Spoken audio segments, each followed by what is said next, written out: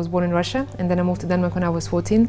My first career move was in management consulting in Copenhagen, and that was 17, 18 years ago. As soon as I joined, I became quite involved with discussions in consulting world about gender imbalance, because it was quite stark, obviously because of the very difficult work-life balance that consulting work requires. Scandinavian countries are quite ahead of the rest of Europe, I would say, in the discussions around kind of how to promote women and how to create more equality in the senior leadership levels, but also at the board levels.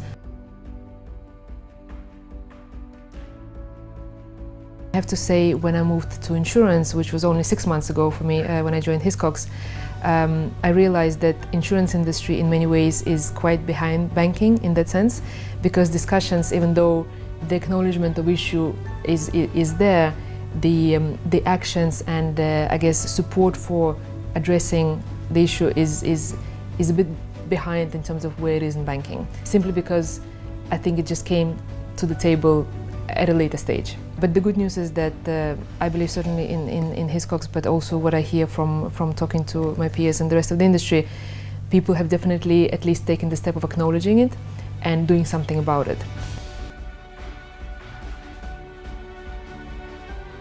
I think there are definitely two things that I can think about.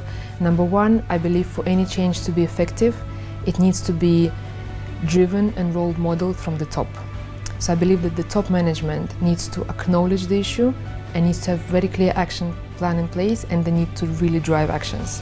I think number two is it's interesting how the D&I discussions usually and actions are usually around kind of how we can help, let's say, women or ethnic minorities or people with mental health issues kind of, become more integrated.